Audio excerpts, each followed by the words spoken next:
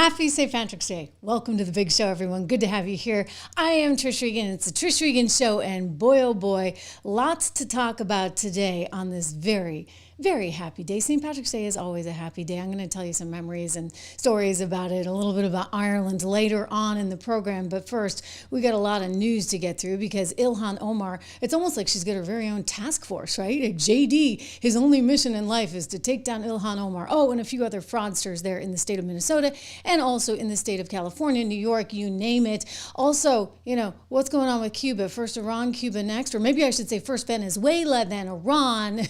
Iran's like the pit stop on the way. And then Cuba next. We're going to bring you the latest on that. The president giving some indication of his thoughts on this. Plus, Democrats now lower than the Red Sea. Oh my goodness. They're low. And it's all because they are refusing to fund the Department of Homeland Security. Imagine doing that at a time like this where you can only sense the frustration, right, of all the airline travelers that have to deal with the 4-hour-long lines. Come on, enough already. As I said, happy St. Patrick's Day. And as my family always said, you know what, everyone's Irish on St. Patrick's Day, so make sure you have some cheers tonight from me. A quick mention of my other company, 76 Research. Gosh, our recent stock pick, I can tell you, I think we're going to tell you guys what it is. I don't feel like holding back anymore, but I have to clear that with the powers that be. It's up 124% in like 4 weeks' time. So that's pretty good stuff, right? 76research.com. Use my code word dollar there, 76research.com. 3 different portfolios. You can get the 76 report for $1 a month. Ilhan Omar under investigation, ladies and gentlemen, and the White House has made it its mission to make sure that they get to the bottom of whatever it is that Ilhan had going on. The president signing the executive order that basically unleashes, and I mean unleashes, Doge in its new form, right? This is like Doge 2.0, and it's being helmed at the helm by one J.D. Vance, who's got to prove his stuff, if you would. The president's like, no pressure or anything. I mean, if you can't do it, I don't know who can. So no pressure or anything. Here he is signing the legislation. This is the executive order putting into effect with a lot of applause there. Hey, bottom line, they're concerned because she may have married her brother, right? That's the fear. I hope this is part of it, but she married her brother, supposedly. I mean, there's a lot of documentation. That means she's here illegally and she's a congresswoman. And I hope you're going to be looking at that, or somebody is, all right? Because she's one of the ringleaders here. She's bad news, really bad news. She's so bad for our country. Anyway, JD, please say a few words. You see what I'm looking at? If you're listening to the audio version of this show on Spotify, thank you so much for doing that, or Apple Podcasts, or wherever you get your podcasts. But if you're watching live on YouTube or you're watching on Spotify, then you can actually see this marriage license application. This is for the second Ahmed. You see there was number 1 Ahmed and then number 2 Ahmed, and number 2 Ahmed, you know. She likes to keep her Ahmeds straight here. You know, you don't have to worry about calling someone the wrong name. You keep marrying Ahmeds. So anyway, the second Ahmed, he's kind of the one that's the issue. That's the one that people have speculated, oh gosh, are they a relation? It doesn't even matter. You know what? It doesn't even matter. If she did this in some fraudulent way, like he was a family friend from back home, and if she did this because it was arranged so that he would then get some benefit from the citizenship, it's game over for her. That's really serious. It actually carries a very significant penalty, both in the way of denaturalization as well as other things that can be factored in. She could be looking at 2 decades, believe it or not, if in fact they find her guilty of marriage fraud as well as corruption that it is believed she may have. And I said these, you know, I have to be careful. These are allegations still. You know, I get it. You're innocent till proven guilty. But none of this looks very good. And we've talked about it before. The president has a reason. You know, he said, look, all this stuff that's coming out now, he was asked, how did it exist for so darn long? And he's got a theory. Let's go to it. Why do you suppose then that leaders in recent memory haven't looked at the systemic amount of fraud that's taking place? Because they're crooked. They make money. They gain power. They use it for power. Like with the Somalians, they vote in a block, 100%. They make a deal with the Somalians. They all vote because they're on a gravy train. It's money first, power second. A lot of people say power first. No, it's money first. power second. Do you ever see where, like, Mercedes, people come over from Somalia, they have no money, and now they're buying Mercedes-Benz cars, okay? It's more cash goes out of the Minnesota airport than any other place in the world or something. He's right. We're going to find it. And Minnesota's really bad. The governor's corrupt. The attorney general's totally corrupt. Just like the New York State attorney general, Letitia James. She's a highly corrupt person. Bragg, the DA, is a corrupt person. They're all corrupt. These are corrupt people. And we got too many of them in our country. And we have to expose them, and we have to catch them. And if these two guys can't, these are high IQ people. I've always liked high IQ. These are high IQ people. If they don't do it, we're going to go a long way, fellas, to find somebody else that's going to. We have no choice. If honestly, and they may not do a good job. If they don't do a good job, thank you, sir. No, it's possible. If they don't do a good job, the country's sort of in trouble. Yes, go. No, he's not wrong. I mean, in other words, you can't have this kind of fraud going on. Look at the amount of money that we're losing every year. It's absolutely positively outrageous. And this is why people were so excited about Doge, Elon Musk beginning that task, of course. And now it's being taken over. The White House now issuing this executive order for a fraud task force that is specifically supposed to look into Ilhan's marriage, as well as any funny business that was going on in the state of Minnesota, as well as New York, California, wherever they're finding it. You know, I'll tell you, she's scared. She's coming up with all kinds of reasons, like, well, you know, it was just so easy. I'm sorry, like that's not okay. That you think that's going to survive in the court of law? Well, Judge, you know, I mean, it was just so darn easy to steal a few $1,000,000. Why not do it? Here's her saying this on CNN. Can you shed any light on why the fraud got so out of control in Minnesota? I think what happened is that, you know, when you have these kind of new programs that are designed to help people, you're oftentimes relying on third parties to be able to facilitate.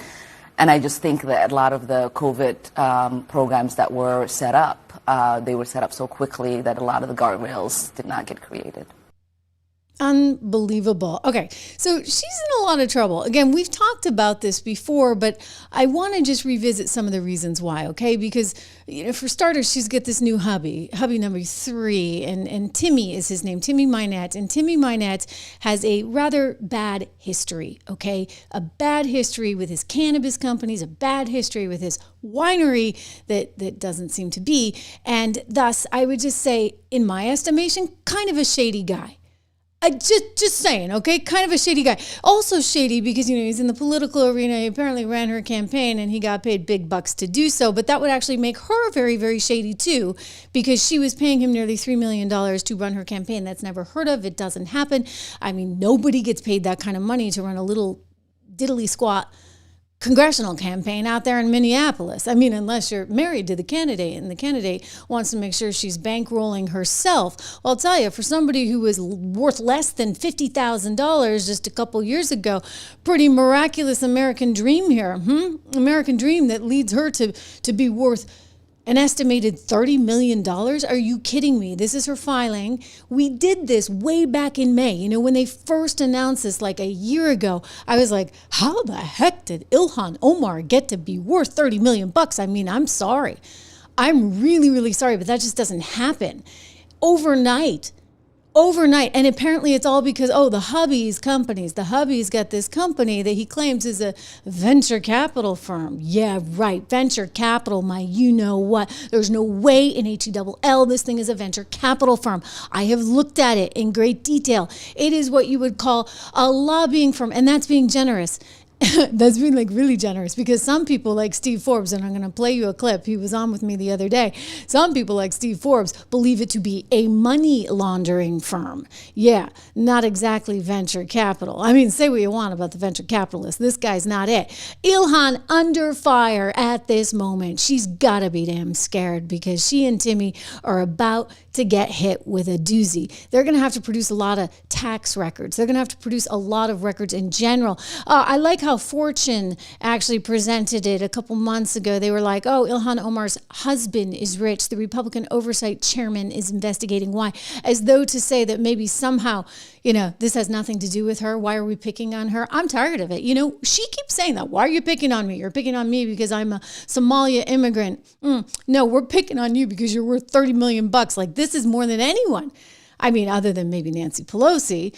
And her husband had a trading business, right? He was an actual investor. Your guy, he doesn't really actually seem to buy and sell stocks. He seems to ask people to buy shares in his own venture capital firm, which he's inflating to a massive valuation that is really not heard of for somebody like him. I mean, I'm sorry, like $60 million. Billion assets under management. No way, Jose. All right, here's Fox News writing, meet the longtime business partner of Ilhan Omar's husband as questions swirl around her skyrocketing net worth. So it's not just the hubby that's really sus, it's the partner of the hubby that's super sus, because this guy, his name is William Haler. William Haler. He's actually had multiple lawsuits before because he's accused of fraud. Oh my goodness gracious, you don't say so. He's been accused of fraud, of defrauding investors in cannabis and wine.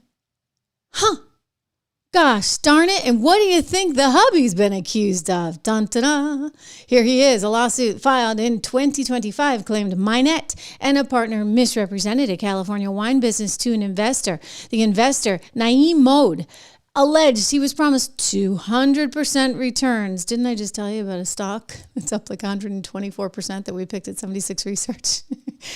That was lucky, okay? I mean, we're good. We actually are really good, and the portfolios are all killing it, and they're beating the S&P and then some. But, there was some luck involved here. This guy's being promised 200% returns, okay, with his $300,000 that he puts into Timmy's company, Timmy and Willie, okay, the two guys that are running the thing. And it turns out that, they didn't get that money. And it took a lot for him, including a lawsuit, to get any of the money back. So, you kind of had me at cannabis firm. Not to pick on that industry, but just saying, William Haler, the Democrat operative that's now somehow in the cannabis business alongside Ilhan Omar's husband. Do you understand the irony in this as well? Like the Muslim woman that's been married 3 times. Oh, and on the second husband, the second Ahmed, she went back to the first Ahmed while she was still with the second one. I mean, this woman is not exactly what you would call very religious, nor is her hubby. And I'm just looking at the multiple fraud allegations and thinking, I think the White House is going to have a lot to go on. Oh, and I haven't even talked about his taxes. He's behind $403,000 in his taxes. What a winner. Does she know how to pick them, ladies and gentlemen, or what? I had to put that picture of her all dressed in green as though she's Irish up there today. Oh, boy. Oh, by the way, did you see Mamdani? I'm not going to play it because it just, I can only take so much. And we had to listen to one Ilhan clip, so I'm saving you the pain. But Mamdani, there in New York City, Kamran Mamdani hijacked St. Patrick's Day and turned it into a whole Palestinian thing. So lovely. Anyway, Ilhan really is about to get handed it, you know what, because I think there's funny stuff going on. And I talked to my friend Steve Forbes about it, and we're talking about it. I'm like, look, it sounds like it, right? I mean, these, again, I want to stress, are just allegations, but what they're going to try and prove out is the money laundering operation. So here's Steve with me just a short time ago. Watch.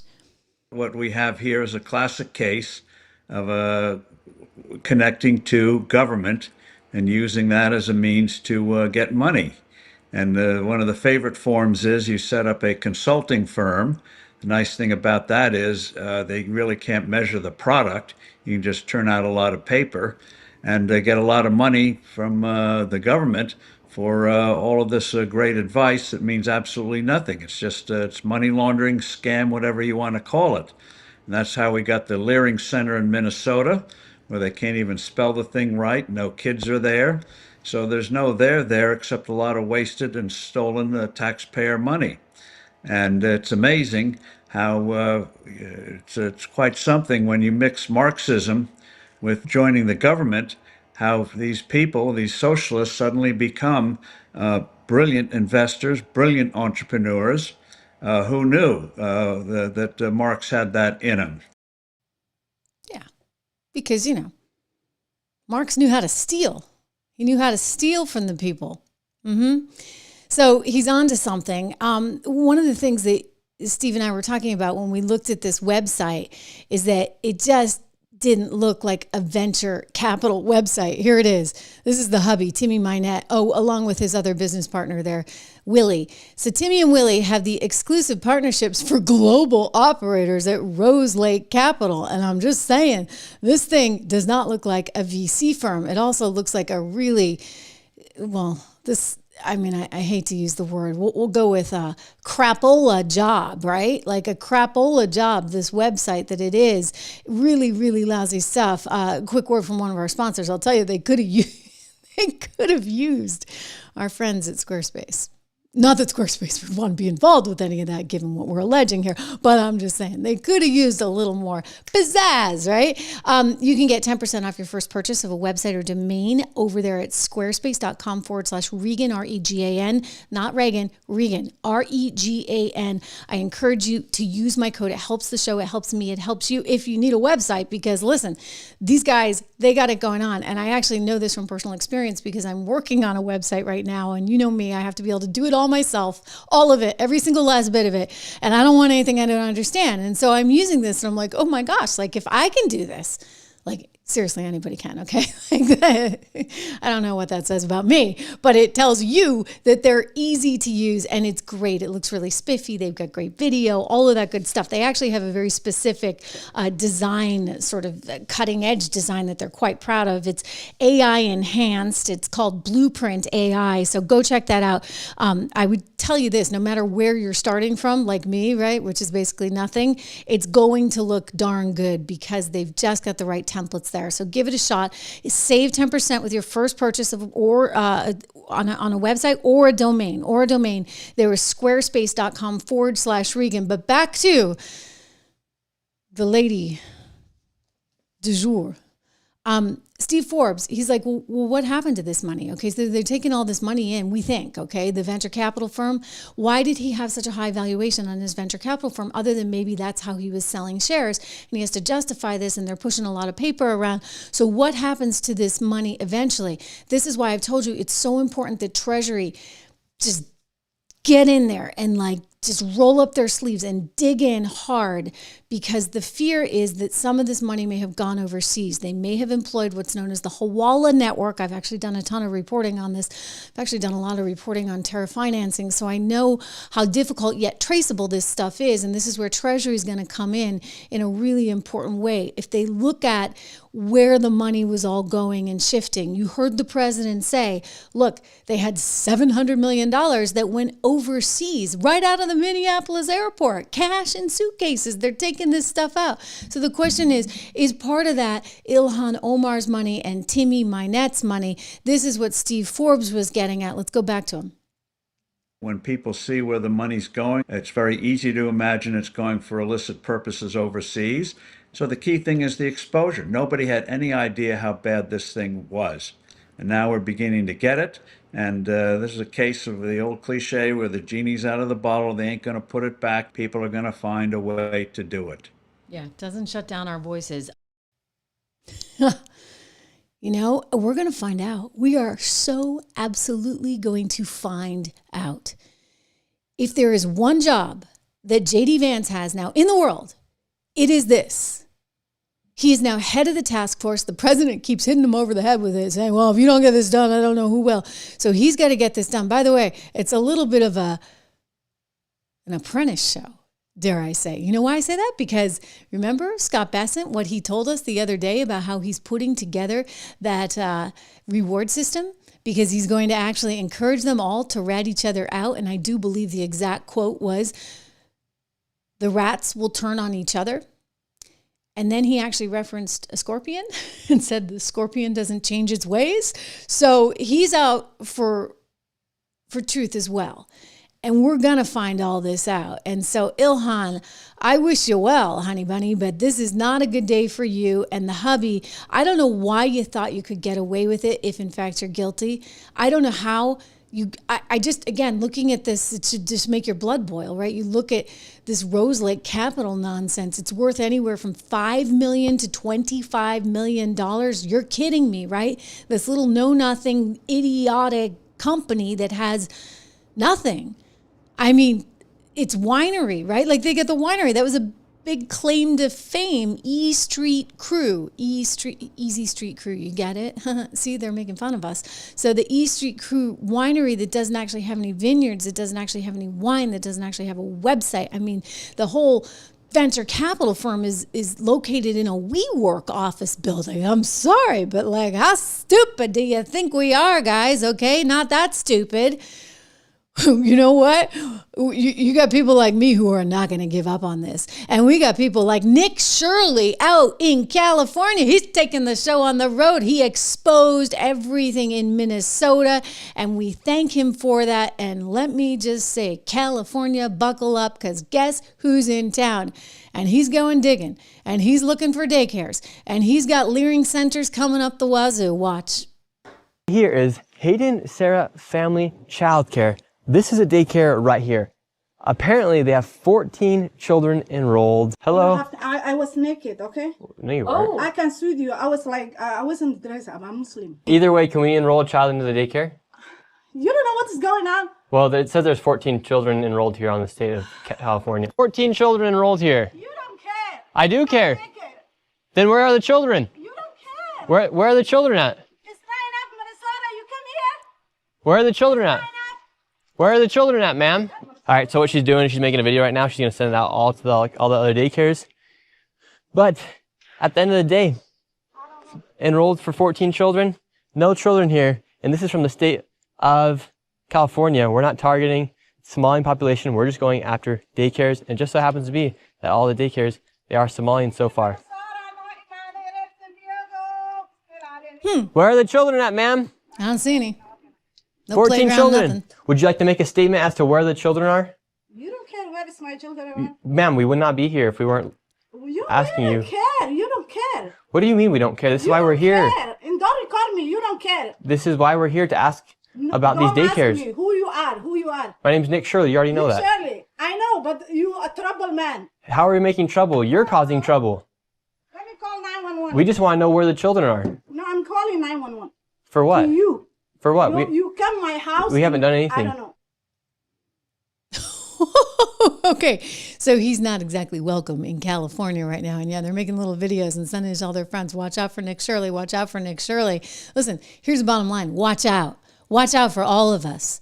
Watch out for Uncle Sam, because Uncle Sam's coming knocking, not just at the daycares. Oh, but by the way, Nick is paying a visit to some of those hospice centers. I've showed you some of the videos from other YouTubers. You just go around to a hospice building, apparently anywhere in California, and it's open season. Like nobody's actually working, but everybody's got very similarly named businesses, as he soon found out with everybody who's got a hospice in this one particular center that's called Angel something. Back to Nick. So what do you think about all this hospice fraud? Sir, you're in the Cybertruck, driving away, taking money from old people. Yeah, because it looks like, for instance, Guardian of Angels, that used to be here, $4.8 million they billed the state of California. And how many clients do you guys have? Brother, do you have a badge? Do I need to answer your question? I'm just curious. It's not mine. I just work. Yeah. You must be getting paid pretty well, right? Bro, this is my parents. This is my parents' business, he Do says. your parents run the hospice? They don't work. They don't work here. Is that who's that guy in the Cybertruck? He's my uncle. He's your uncle. He's my So it's like a uncle. family Family business selling the business. hospices. But why was he walking out of the hospice then too? Brother. His business is not open today. Seems like this mafia right here is naming all of their companies after the word angel. We have Angels of Valley Hospice. We have Angels of Haven, Angels of Peace, Light of Angels. Yet the BMWs, one right here, one right there, 2 brand new Mercedes over there. It just is unbelievable the amount of money that these people are making, and they're not even trying to hide it. So that's the issue. Like, what exactly is going on there? Why aren't there any patients inside there? I I mean, are they just like farming out the jobs? Maybe that's their excuse. I don't think so. I mean, Dr. Oz is all over this as well. And Dr. Oz has done his own little documentary along with Shirley doing his, which has recently come out. But Dr. Oz is making the point that this is actually compromising the entire system. And it's compromising people that may unwittingly sign up for this stuff. They don't even know that they're doing it. And then they lack ability to get other kinds of health coverage. Here he is speaking with the Epic Times in a really interesting interview. Just a short clip I want to play for you. Doctors are being paid to send people inappropriately to hospice. Now that's a problem, Jan, because if you're put into hospice, you actually give up the rest of your healthcare protection. You no longer get traditional Medicare benefits because you're in hospice, you're dying. So we're not going to pay all these extra expenses for things that aren't going to benefit you because you've decided to pull back. Voluntarily, you've decided that you're not going to go out there and try to get everything done for you possible to help you live longer. You've made peace with the end. But people are put on hospice who don't know it. They don't realize it. And so now they don't have access to regular Medicare anymore. So people are dying because they can't get care because they were falsely tricked into being on hospice. Unbelievable. So this has to end, okay? Whether it's California, whether it's Minnesota, whether it's New York, wherever it is, you know, the government's so big and so bloated, I get it. And nobody's minding the store. Nobody cares. Maybe people are making lots of money off of it. We go back to what the president's saying at the beginning of the show, because they're all so darn corrupt and somebody has their hand out along the way. And that may indeed, in fact, in some cases at least, Ilhan, they're looking at you, be the problem. Of course, Gavin Newsom doesn't think his state did anything wrong. Gosh darn it, no. Even though he's being accused of $80 billion in fraud, he wants Nick Shirley to go home. Look at this. He puts this on social media. He's so juvenile. He's just so sleazy. I don't know. I'm trying to look for the right word, okay? He's just juvenile, like, blah. Anyway, not smart. I think the president called him dumb or low IQ recently as well. Anyway, he puts this out. Nick Shirley right now, hey, can I see your kids? I mean, that's just a wacky thing, right? As you know, you see what he's trying to do and insinuate there. And Nick, class act guy that he is, comes back with, I will read it to you. He responds, this is last night. You do realize I'm trying to help America eliminate fraud and waste, right? No need to try and make me look like the bad guy for exposing fraud. People are over it. Start working for the people and not against them. Well said, my friend. Well said. Gavin, you might actually learn a thing or two. Start working for the people, not against them. That'd be great. Because you know what? We're tired of it. We're sick of it. And now we got the team on our side. Listen to J.D. Vance talking about the outrageous, disgusting behavior we saw in Minnesota as it related to kids with autism. We saw evidence that in Minneapolis, there were Somalis, primarily illegal immigrants, who were defrauding a Medicaid program that was meant to go to autistic children. So they were taking children who were supposed to get benefits, and they were claiming that their kids were actually autistic even though they weren't. And what did this mean? This meant two things. Number one, you had a lot of people getting rich off of the fraud while American citizens got poor. And the second thing that it meant is that you had autistic kids in Minneapolis, in suburban Minneapolis, who weren't getting benefits they needed because Somali fraudsters were literally stealing out of their pocket. It's got to stop. And unfortunately, that kind of fraud is one example of probably hundreds just within the state of Minneapolis, and then it's repeated and replayed all over the United States of America. Heck yeah. Heck yeah. So the task force has been initiated. They're going to start looking at all this stuff. First stop is Minnesota and Ilhan Omar, the president specifically saying, guys, find out about her citizenship because I don't even think she can be in this country.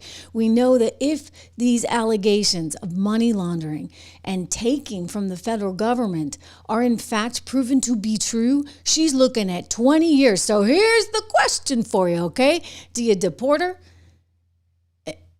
Or do you do the 20 years and then deport her? Okay? Because I think she's going to be looking at something. I really do. Turning to the news of the day, Iran is feeling the pain. feeling the pain. You know, just a few days ago, they made some threats against the president. One specific person made some threats against the president. He didn't live to talk about it. But anyway, they're pretty much decimated. I want to go to the president of the United States, Donald Trump, talking about the issue just moments ago. Their Air Force is now decimated. They have no Air Force, no Navy.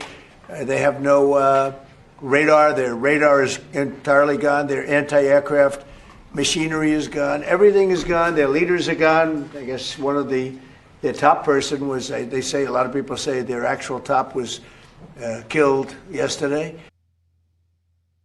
Yep. That's the word on the street right about now. This is their key enforcer, somebody who had actually taken a lot of lives and encouraged this violence and this very, very dangerous regime. He's now out too. So it's like bad guy, bad guy, bad guy, bad guy. I want to go to the Fox report on this with their reporter who is broadcasting live from Tel Aviv, I believe. He's in Israel right now. The Israelis allegedly had taken this guy out. According to him, it's in fact true.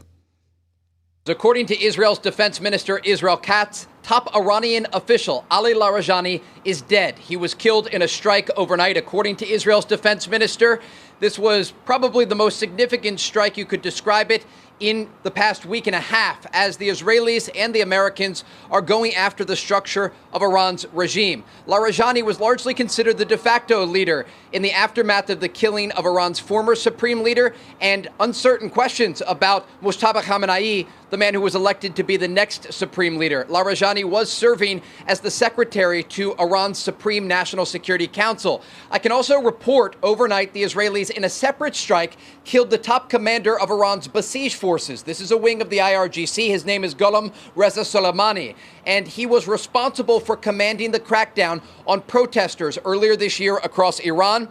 An official tells me this morning that over a dozen Basij officials were with him when that strike took place, taking out this top commander. It comes as the Israelis have launched a series of airstrikes alongside their American counterparts across Iran over the past 24 hours. You can see some of these strikes on Sunday, this new video released by the IDF. They are expected to intensify and increase in the hours and days ahead. So just to jog your memory, this one of the two bad guys, we got two bad guys that were just taken out, but this one, Larijani, had made a threat against Donald Trump, and he created the hashtag Trump must pay, and saying that, it's just more than just tweets. I'll read it. Trump says he is looking for a speedy victory. While starting a war is easy, it cannot be won with a few tweets. We will not relent until making you sorry for this grave miscalculation. Trump must pay. But I guess he learned the hard way that it was the other way around. Here's the president reacting to it. The man that was responsible for the killing of 32,000 people over the last 2 weeks, he was in charge of the killing of protesters. It's an evil group. I mean, they've killed much more than 32,000 people. And the man who was responsible for that was also killed yesterday. Ha! I was trying to fix my hair. There, you caught me. That's great. Usually by the end of the show, my hair's in tip-top shape. Anyway, this is very serious. So anyway, this is what happens. It's live TV, baby, live TV. And occasionally Trisha's hair gets a little bit messy. What can I say? I don't like hairspray, so we have the alternative. Anyway, this is important because the president is saying, look, we got the bad guy. We got a couple bad guys, it appears. And we're doing well. Right? We're doing well, despite what the mainstream media is saying, because the mainstream media is just nonstop. I mean, I keep saying, I say this to friends and family, I'm like, I've never seen anything like this. I've been in the media business a long time. Maybe March 2020 was sort of like it, but this feels even more extreme and even more divorced from reality, because you look what the market's doing. At least in March 2020, you had total paranoia in the markets. But right now, you don't have that paranoia in the markets. You really don't.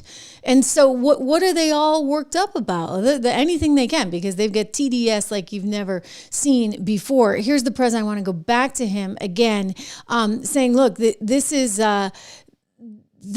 really not that big a deal in the scheme of things. In other words, this doesn't change any of our foreign policy. We've never liked Iran. We continue not to like Iran. We're going to win this. We're going to be in and out, hopefully relatively soon. But this is not changing anything in terms of how we feel about China, etc. This is important.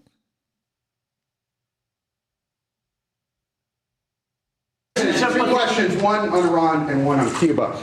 Is Iran now a bigger foreign policy priority for you than China? And on Cuba, the Cuban government... Iran is just a military operation to me. Iran is something that was essentially largely over in 2 or 3 days because the Navy was wiped out almost immediately. The Air Force came next. The anti-aircraft came next. I mean, we're flying over Iran. We could take out their electric capacity in 1 hour. We have all the... There's nothing they can do right now because everything is knocked out. They have no radar, no anti-aircraft. They have nothing. And because they have nothing, we are succeeding, and we're going to continue succeeding. I do want to actually say, though, this is important. We could take out more than we're doing, okay? And we're not, right? Think about that.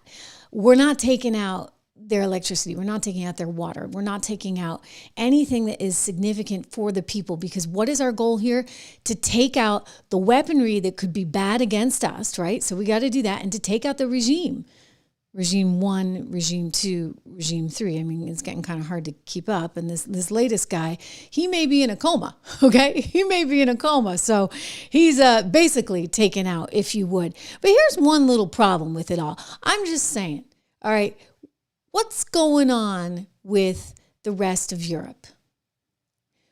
We've learned over and over and over again from Europe that they're really happy with how things are going. I mean, you had the head of NATO saying, it's going really, really well. We've heard Germany say going really well. And then you get Spain, who's like all upset. Well, we're going to cut off trade with Spain. Suddenly they're like, well, maybe it's not that bad. And then you get the UK, and the UK's like really, really sort of begrudgingly saying, okay, you saw them just yesterday actually admit that they had no interest whatsoever in sending any troops or any resources to help us. So they're fine, like reaping the rewards of all that we're doing for the world. And we're kind of like, okay, it had to be done, whatever. We'll be the adult in the room and take care of things. But all the little kiddos are like, they want to have their cake and eat it too, right? They're like kind of glad that it's being done, but not so glad that they can really like cheer us on, and certainly not so glad that they can actually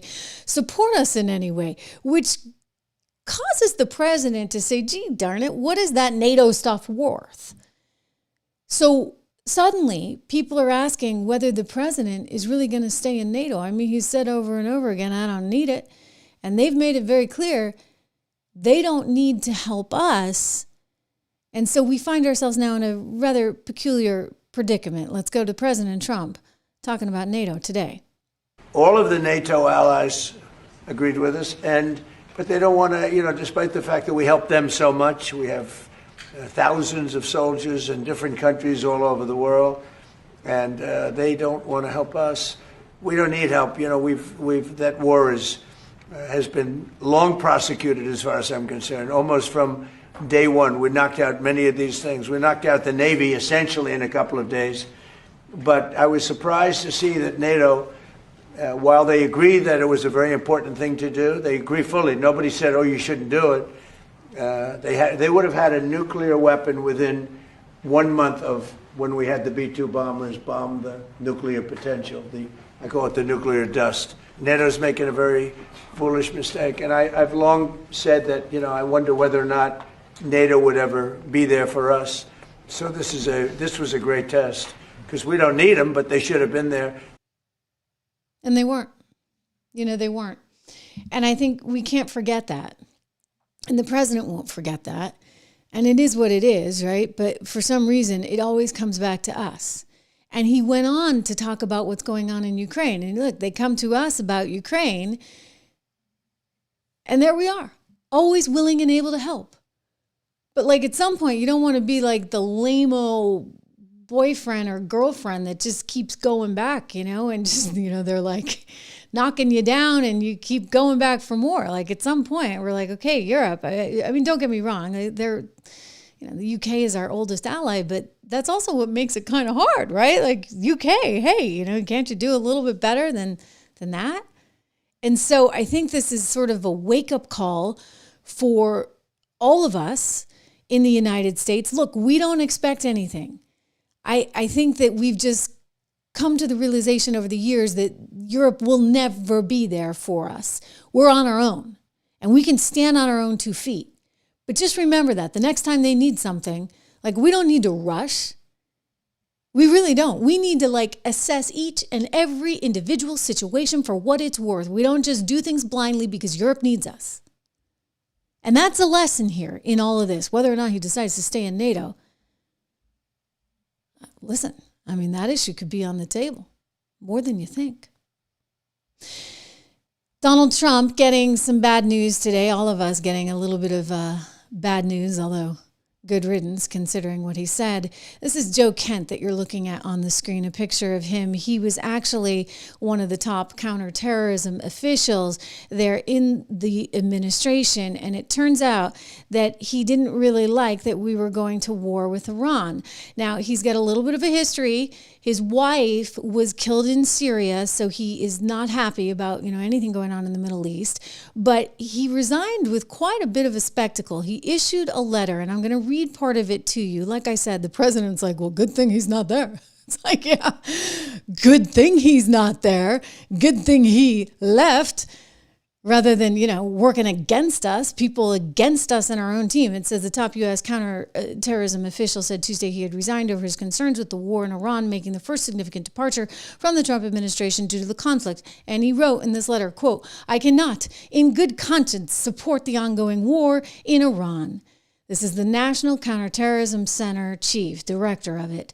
He said, Iran, actually, forgive me, this was in a social media post, not even in a letter. I guess he did put it in a letter and then did it in a social media post because that is the way of the world these days. Quote, Iran posed no imminent threat to our nation, and it is clear that we started this war due to pressure from Israel and its powerful American lobby. Woo!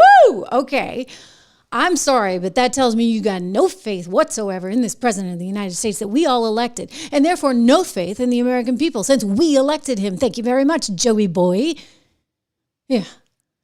Good thing you're gone, for goodness sakes. The White House did not at first immediately comment on the resignation. Kent was seen as an ally of the Director of National Intelligence, Tulsi Gabbard, under whom he worked. Gabbard's office has not responded to a request for comment, but I can tell you, if this is the way the guy feels, what the heck are you doing in the job given what's going on? The president had intelligence that Iran was going to have the capability to basically be the director of the entire Middle East and therefore Europe within a matter of weeks. They also had intelligence that they had a chance to take the Ayatollah out and some others out along the way. Now, why you wouldn't take that opportunity, I'm not entirely sure, given that if they had the opportunity the other way around, they would take it. Except, from what I've learned, this guy's a libertarian, nothing wrong, live free or die. I like libertarians, but I'm way too hawkish to ever be a libertarian when it's said and done. I mean, I like it in spirit, but,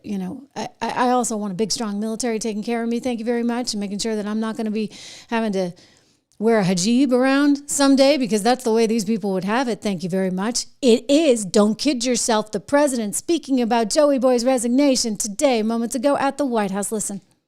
Well, I read his statement. I always thought he was a nice guy, but I always thought he was weak on security, very weak on security. I didn't know him well, but I thought he seemed like a pretty nice guy. But when I read his statement, I realized that it's a good thing that he's out because he said that Iran was not a threat. Iran was a threat. Every country realized what a threat Iran was. The question is whether or not they wanted to do something about it. And many people, many of the greatest military scholars are saying for years that presidents should have taken out Iran because they wanted a nuclear weapon. They were, if we didn't do the attack, or if, I'll go a step further, if I didn't terminate the Iran nuclear deal given to us, one of the worst deals ever made by Barack Hussein Obama. Remember when they sent Boeing 757s over there, loaded with cash? Yep. Hundreds of millions of dollars. You would have been very happy. This was a wonderful, they said hundreds of millions. People forget that. Does anybody remember? Right? You remember. Hundreds of millions of dollars in a Boeing 757. I think they had two of them. Loaded, they took the seats out and they put cash. And it was so much that there wasn't a bank in Virginia, Maryland, or D.C. that had any money left. They stripped them of all their money, put it into place, sent it to Iran, almost as ransom. That's not going to happen with Trump.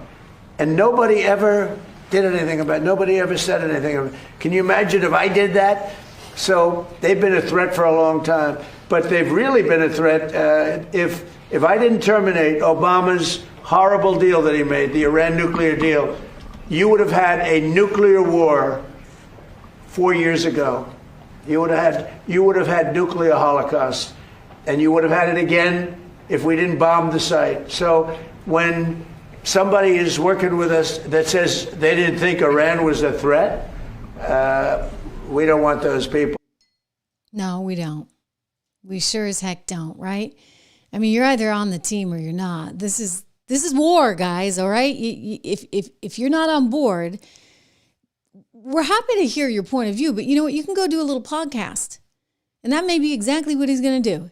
Joey can have his little podcast, and we can go hear his side of things, and he can go on with Tucker Carlson all day long, and a few of the others out there. Oh my gosh, at Get a Grip, thank you for your generosity. Much appreciated. Get a Grip just found this podcast very recently, Get a Grip says, and loves it. So outstanding news. I'm trying to put you on the screen there.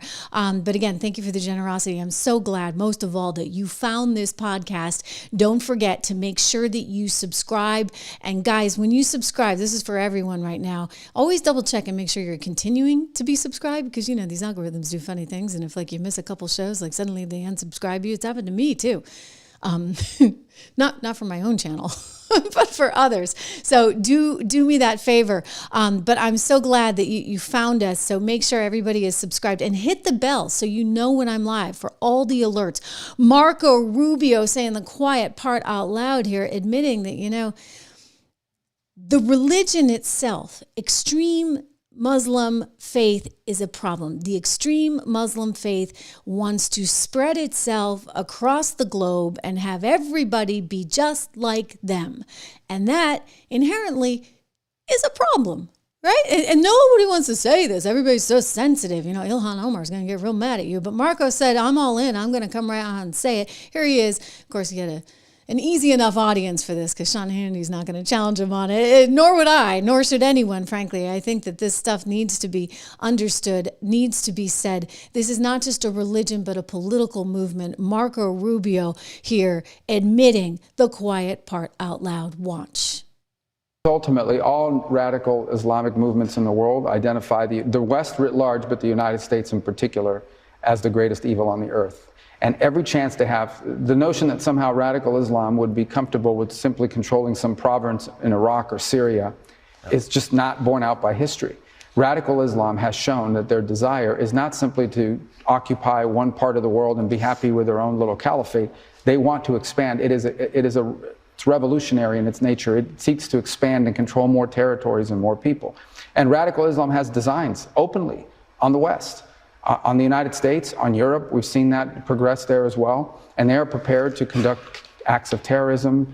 In the case of Iran, nation-state actions, assassinations, murders, you name it, whatever it takes for them to gain their influence and ultimately their domination of different cultures and societies. That's a clear and imminent threat to the world and to the broader West, but especially to the United States, who they identify as the chief source of evil on the planet. Okay, the reason why they hate the Kingdom of Saudi Arabia, the leadership of the UAE, of Bahrain, is because they've allowed the United States to partner with them. That's why they hate them. They consider them infidels for it. They hate Israel. But they also hate America. And they hate anywhere in the world that we have influence. They seek to attack it, including here in the homeland. If you look at the domestic terrorists, at the attacks that have happened here domestically, the overwhelming majority of them have been inspired by radical Islamic viewpoints. And that includes the shooting in the Pulse nightclub in Orlando, Florida. That includes the Saudi pilot in Pensacola, my home state, 2 attacks. I mean, nobody wants to hear that, but you have to be willing to understand what's at stake here. I think about the soundbite. I'm not going to play it again because we've played it a few times already, but the CNN host, right, who is trying to challenge everybody when they're like, okay, there's been all these recent terror attacks and they're related to Muslim extremism. And the host is like, what do you mean? Why do you say they're related to to Muslim extremism as though it's just, completely random, but all of them have been related, in fact, to Muslim extremism. And nobody wants to be able to say those things because in this PC correct world, we're just supposed to like roll over and play dead. And, you keep playing that, eventually you will be dead, trust me. So Marco, thank you for being willing to stand up and call this stuff out. And I'll tell you, the MAGA base loves it. And they love him right now. We've talked about this. He's been soaring as of late. I'm looking at Polymarket. And by the way, CNN has some data as well. Let's go over to CNN. They can't believe this. They're like, oh my goodness, CNN has to admit it. He's hot, hot, hot. Their words, not mine. This morning, it is never too early to talk about 2028, the approaching presidential election. It is getting closer and closer and closer. And one person who may very well be rising, Secretary of State, National Security Advisor Marco Rubio, front and center with the war in Iran, but also rising. Like, look at these smiles. Look at this. Look at the way they're looking at each other there. All right, with us now, CNN Chief Data Analyst Harry. I'm looking at you with that same It's the smile. same way that they look at each other here. Look, when you talk about the prediction markets, how has, what's happened to Marco Rubio's stock over the last few weeks? Marco Rubio is hot, hot, hot, like a summer heat wave. I mean, just take a look here. Over the last 6 months, Chance Rubio's the 2028 GOP presidential nominee. He was just at 7% 6 months ago. Hello, up like a rocket, 27% chance now. What is that? That's quadrupling his chances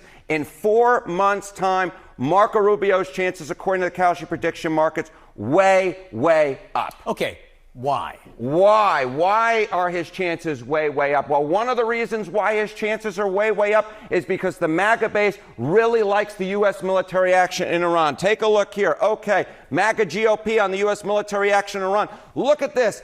Nearly 9 in 10, 89% approve of the U.S. military action in Iran. That is the MAGA GOP base.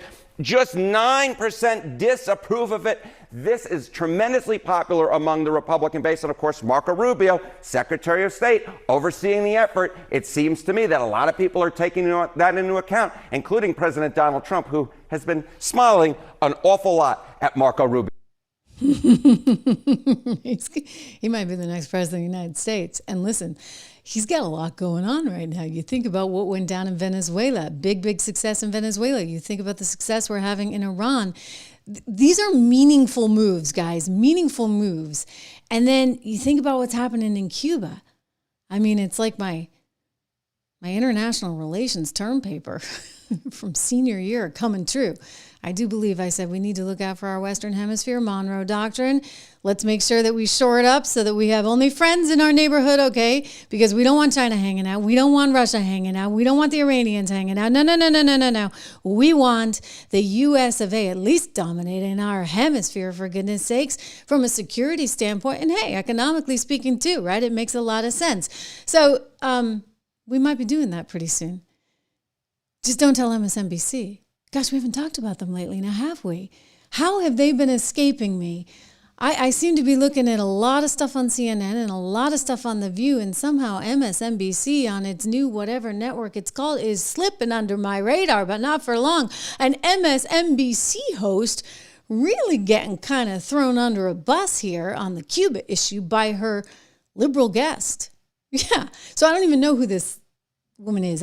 Maybe I do, but she looks a little bit different, so I'm not gonna say. I think it's the one that used to date Keith Olbermann. I don't want to actually say. I can't remember her name. I think she's got a new haircut. Anyway, Richard Haass, who runs the CFR, Council on Foreign Relations, which I actually was a member of way back when, like as a kid. Like they have these like term memberships that you can get when you're younger, and then you elect to stay or not. And I elected not to stay.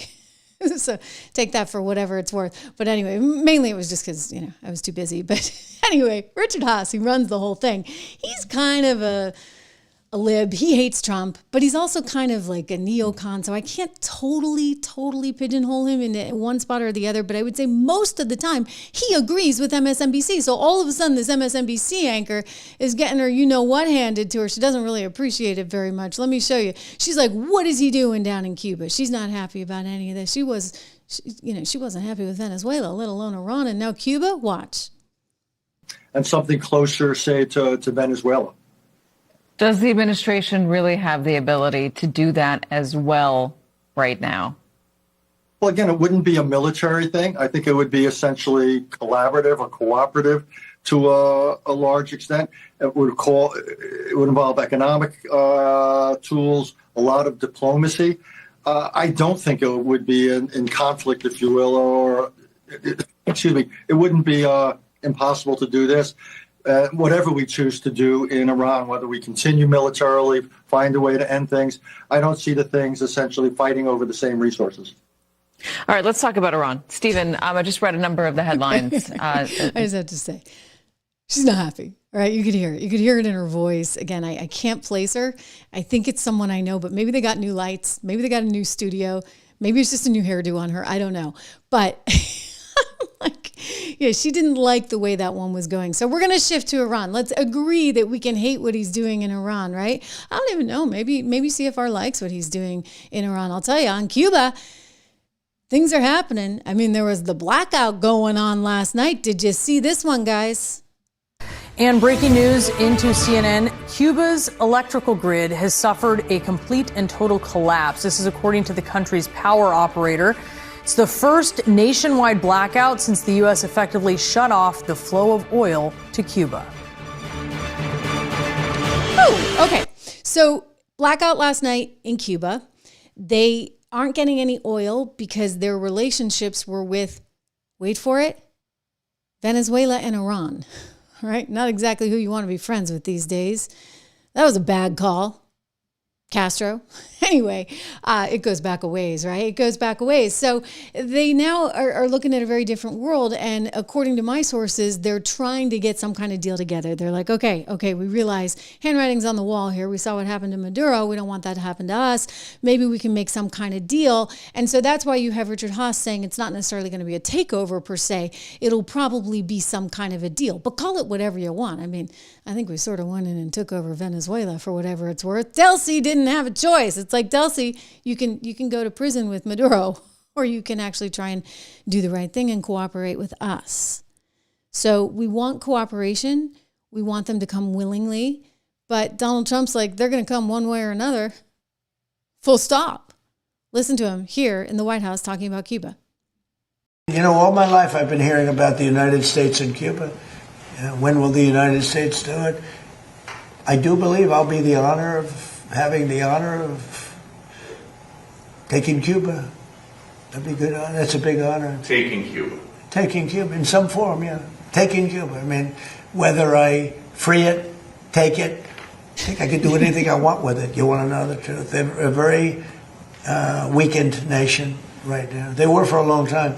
Very violent leaders. It's almost like he was talking, he talks and he does all these interviews, and I'm just going to say, you know what? I give him a ton of credit for that, a ton of credit, because he's always willing to speak to the press, and that is extraordinarily unusual. All right, we've never had an administration that has spoken to the press the way he has. So occasionally, if he's talking, and maybe, it happens to me, it happens to anyone, right? That maybe the right word doesn't come to you in a particular moment. And so he said, well, I'd have the honor of taking Cuba. And people will read too much into that, and they're going to assume he really means it, like he's taking Cuba. And I'm going to tell you, knowing him, no, he doesn't mean it like that. And you heard the Fox reporter actually say, wait, take, and kind of giving him an out. Like, but Trump he's not going to take, he's like, yeah, I said it. I'm going to double down on it. So, whether I'm taking or freeing, I guess it's all a matter of how you look at it, right? If you're one of the commies there that's related to the Castros in Cuba, you may just see him as taking it. If you're anybody else that's stuck living in that hellhole thanks to the communist, god-awful regime that has just depressed the economy and ruined the lives of so many people, then that is freedom. That is freedom. But, the media is going to go wild on this. Of course they are. I mean, for goodness sakes, Joy Behar on The View has already started in. Ladies and gentlemen, cue the tape of this nasty woman. He now is at the point where he has threatened to invade or take over Greenland, Canada, Mexico, Venezuela, Cuba, the Gaza Strip, and now Cuba. Yeah, now Cuba. It reminds me of somebody, I can't remember his name, who said, today Europe, tomorrow the world. Who said that? Let me think. Okay, you know where she's going. Okay, so that was Adolf Hitler, and she's trying to somehow draw this parallel, which I find nauseating and disgusting and really offensive to history and to the 6 million Jews that were slaughtered and to all of our allies and to all of our soldiers that we lost in World War II. And yet you got idiots like Joy Behar that are going to get up there with her little friends like Sonny and Whoopi and try and pretend like he is Hitler. I mean, enough already, guys. Like, until he kills 6 million people, like, I just don't want to hear it. I really, really don't want to hear it. What he's trying to do is actually, again, oddly, what I articulated in that senior thesis paper of mine in international relations, that you need to have a safe hemisphere, okay? And he knows that he doesn't want these kind of vulnerabilities in our backyard because they are indeed vulnerabilities. Meanwhile, let's not forget, you're sitting on an asset there, Cuba, and you can't figure it out, right? Because you're all a bunch of commies, but we could change it. We could help. Everybody might actually have a better standard of living if you introduce a little old capitalism, the other C, right? Not commie, but capitalism into that economy. Marco Rubio knows it well. Listen to him here today speaking in the Oval Office alongside the president, who, by the way, was there with the guy who's head of Ireland. Everybody decked out in their green for a reason. But the bottom line is their economy doesn't work. It's a non-functional economy. It's an economy that has survived. That revolution, it's not even a revolution, that thing they have has survived on subsidies from the Soviet Union and now from Venezuela. They don't get subsidies anymore, so they're in a lot of trouble. And the people in charge, they don't know how to fix it. So they have to get new people in charge. Yeah.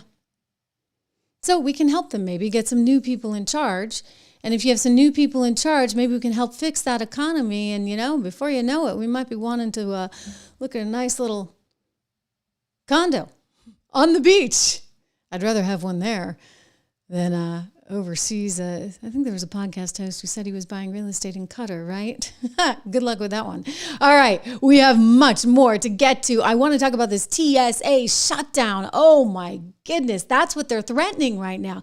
They're saying we may not have a choice. We may have to shut down the TSA because the Democrats can't get out of their own way. But before I do, a quick shout out to our good friends over at Balance in Nature. You know how much I love them. Go to balanceinnature.com today. Use code word Trish so you get the discount. But basically, I take the fruits and veggies, you sprinkle it on your food or you can put it in your drink, and then you're getting all these different fruits and vegetables. I don't want to get this wrong. I want to say it's 27. I'm forgetting how many different fruits and vegetables I get, but it's like a lot, okay? And you've heard my stories on peas. Oh, and don't even get me started on cabbage.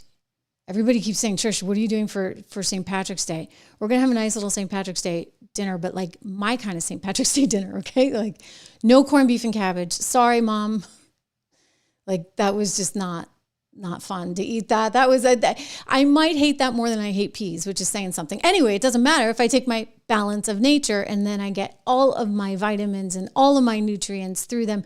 You should check it out. They've got a wonderful website with all kinds of information, both on the science. They use a very specific kind of science in order to freeze dry everything and make sure that they get all those nutrients out and they pack it into what you are then getting. So check that out, as well as all of the great stories of people that have used this and find it to be really transformational. So balanceinnature.com, we thank them for their patronage, and you can thank me by going and checking them out at balanceinnature.com.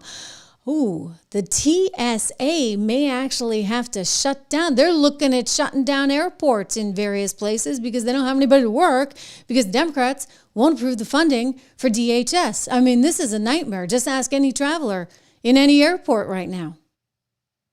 Our flight's canceled. So what are you going to do now? We have to rebook and then go find a hotel to stay in until tomorrow. How are you feeling about it? Horrible. I have work tomorrow.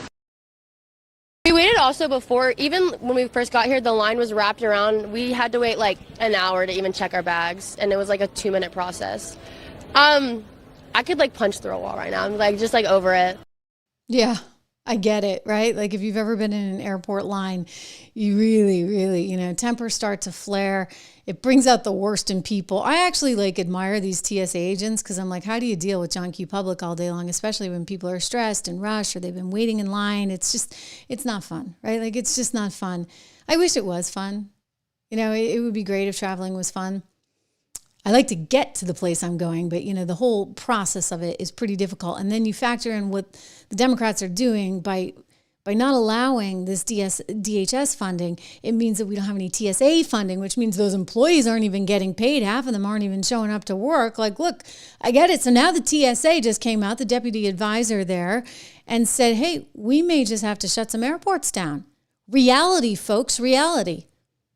We're doing absolutely everything we can. We have a national deployment office force, and we've fully depleted that. So at this point, we're fully stretched. And so, frankly, there's not much else we can do. As the weeks continue, if this continues, it's not hyperbole to suggest that we may have to quite literally shut down airports, particularly smaller ones, if call-out rates go up and we can't, a lot of these officers can't afford to come in. I talked to one officer this week. She's a single mother, and she has a special needs child, and she can't afford to pay for her special needs child's childcare. So again, I believe it's frankly unconscionable that we have Senate Democrats that are playing, they're holding our folks' financial livelihood hostage over political games, political partisanship. So we really need to get back to normal order.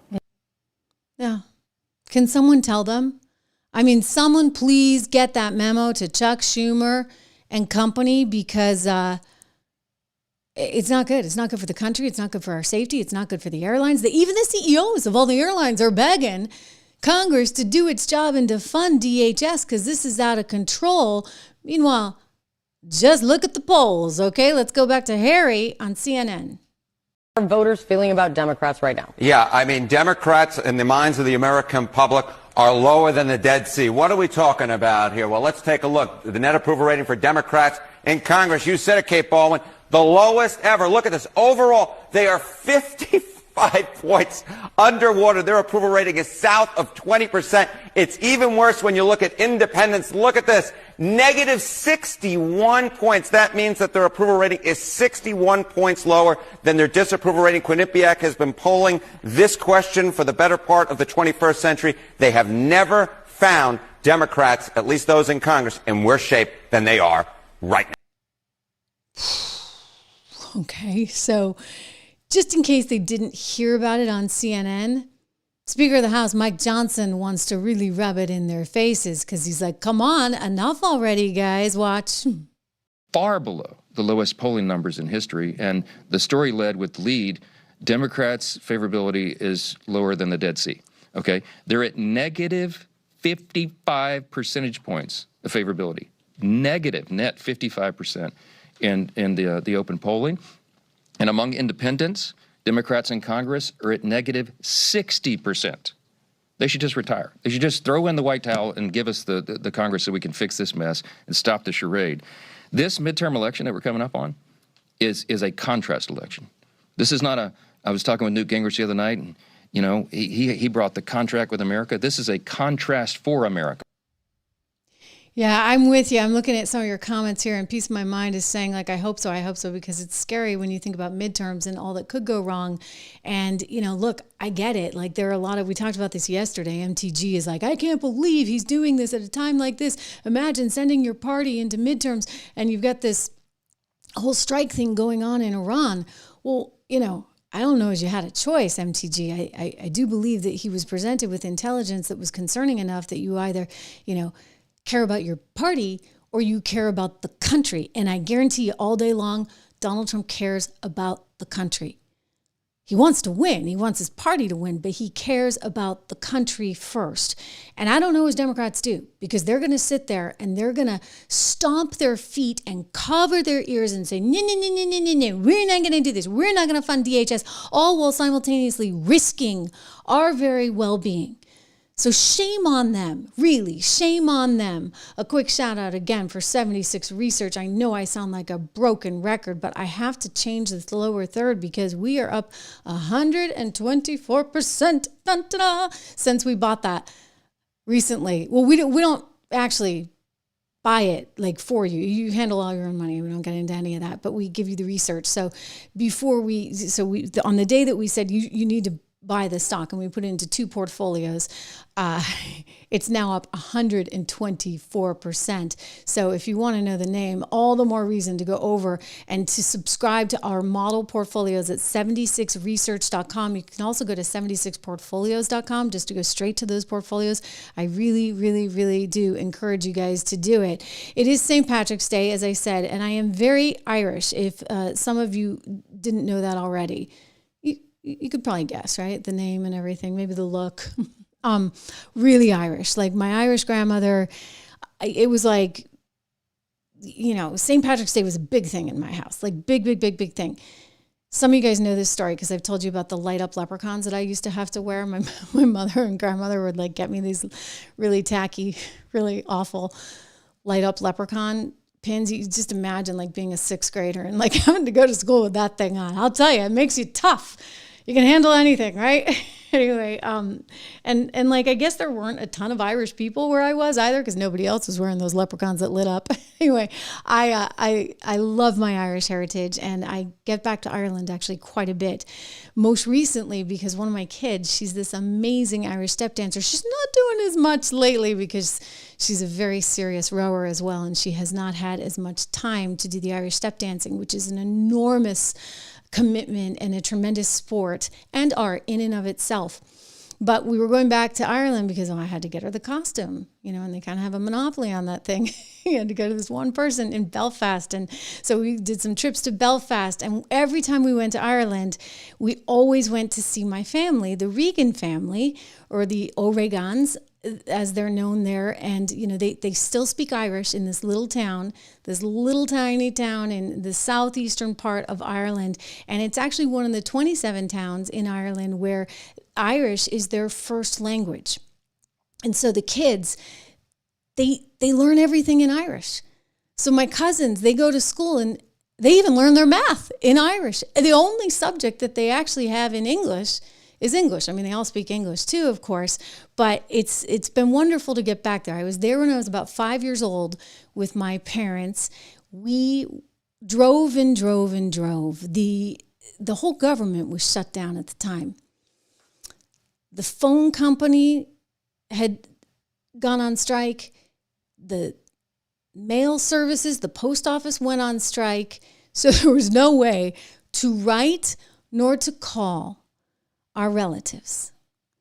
And so we showed up one afternoon in this little town. It took a long time to get there. It still takes me a long time now.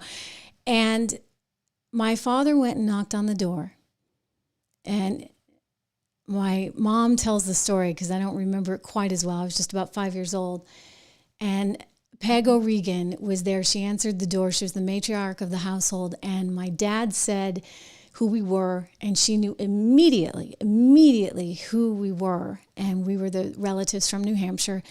And she put her arms around my dad, and she came out to our car, and she said to my mom, Mary Eileen, she said, Mary Eileen, you are welcome here. You are our family. And brought us in, and we had a wonderful time. And I got to know all my cousins. And, you know, I had lost touch over the years. I lost touch. And it wasn't until, I'm going to get like teary-eyed and emotional telling you this story.